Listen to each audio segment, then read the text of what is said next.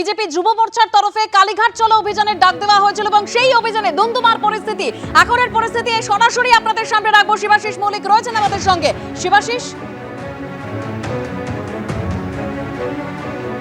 দেখো, অভিযান সেই অর্থে শুরু হয়নি এমনটাই কিন্তু ভারতীয় জনতা যুব মোর্চা বা বিজেপি যুব মোর্চার দাবি।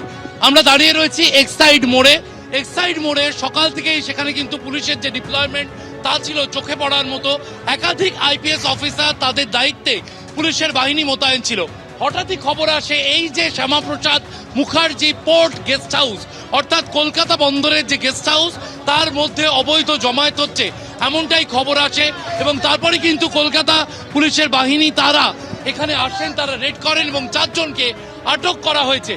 এরপরই দেখা যাচ্ছে বিভিন্ন জায়গা থেকে কিন্তু যুব মোর্চার কর্মীরা তারা বেরোতে শুরু করেছেন এবং অভিজিৎ যে ছবি তুলে ধরছেন, আবার দেখা যাচ্ছে কলকাতা পুলিশের বাহিনী তারা দৌড়তে শুরু করলেন। তাদের কাছে খবর এসছে রাস্তার ওপারে কিছু লোক জমায়েত করেছেন এবং তাদেরকে ধরার জন্য কলকাতা পুলিশের কর্মীরা, আধিকারিকরা তারা এগিয়ে চলেছেন এবং ছড়িয়ে ছিটিয়ে রয়েছেন এই যুব মোর্চার কর্মীরা, যারা আজকে কালীঘাট চলো ডাক দিয়েছেন।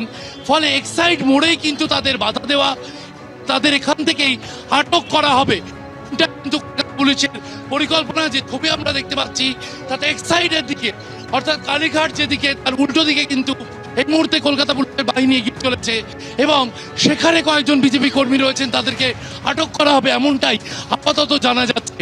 এবং অভিজিৎ দত্ত যে ছবি তুলে ধরছেন, তুমি দেখতে পাচ্ছ যে আপাতত এক্সাইড মোড়ের দিকে কিন্তু কলকাতা পুলিশের আধিকারিকরা তারা যাচ্ছেন এবং ফের ধরপাকড় শুরু।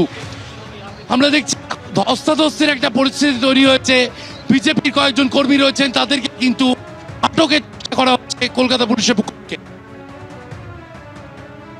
একেবারে শিবাশিস, সেই ছবি আমরা দেখতে পেলাম। বিজেপি যুব মোর্চার তরফে যে কালীঘাট চলোর অভিযানের ডাক দেওয়া হয়েছে, সেই অভিযান এখনো শুরু হয়নি, কিন্তু তার আগেই ধুমধুমার পরিস্থিতি, সেখান থেকে বেশ কয়েকজনকে আটক পর্যন্ত করেছে পুলিশ।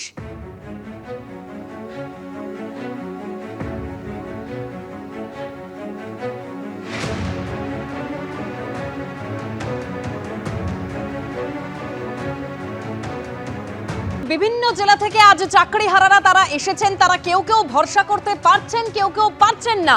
মুখ্যমন্ত্রী তিনি আজ আরো বলেন যে সুপ্রিম কোর্ট যোগ্য অযোগ্যদের তালিকা রাজ্যের হাতে তুলে দিক, নিশ্চিন্তে থাকুন, ভরসা রাখুন, যোগ্যদের চাকরি ঠিক করে নি, তারপর কাদের অযোগ্য বলা হয়েছে, কিসের ভিত্তিতে বলা হয়েছে তা জানতে চাইবো, তারপর তাদের নিয়ে আলাদা বৈঠক হবে। শুনুন কি বলেছেন তিনি। আগে যোগ্যদেরটা হয়ে যাক, বাদ বাকি যারা থাকবেন, যাদের অযোগ্য বলা হচ্ছে তাদের বিরুদ্ধে কি কি এভিডেন্স আছে আমি দেখব। সত্যি যদি এভিডেন্স প্রমাণিত হয় তারা অযোগ্য, তখন আমার কিছু হয়তো করার থাকবে না ওই ডিপার্টমেন্টে, কিন্তু সেটা নিয়ে আমরা আলোচনা করব পরে।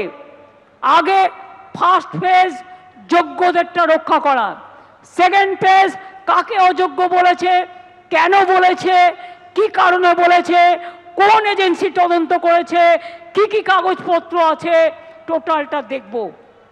তারপরে তাদের নিয়ে আমি আলাদা করে মিটিং করে আমাদের কথা বলবো। আমার মনে হয় আপনারা নিশ্চিন্তে থাকুন, চিন্তা করবেন না এবং যোগ্য অযোগ্যের মধ্যে গন্ডগোল লাগাবেন না। ভাই ঠিক আছে, ঠিক আছে, যে কেউ অ্যাপ্লিকেশন দিতে পারেন। আমি এটাই বলবো, নিশ্চিন্তভাবে আপনারা বাচ্চাদের শিক্ষা দিন এবং যোগ্যরা যারা আছেন শিক্ষা দিন, শিক্ষিত করুন। বাদবাকি যারা আছেন আমি বলেছি তো পরে কথা বলবো, তাদের সাথেও যখন সুযোগ হবে আমি নিশ্চয়ই তাদের কথা শুনবো এবং ফার্স্ট আমাকে তদন্তটা করতে দিন। কারো চাকরি যাওয়াটা আমাদের ধর্ম নয়, চাকরি ফিরিয়ে দেওয়াটা, চাকরি করে দেওয়াটা আমাদের ধর্ম।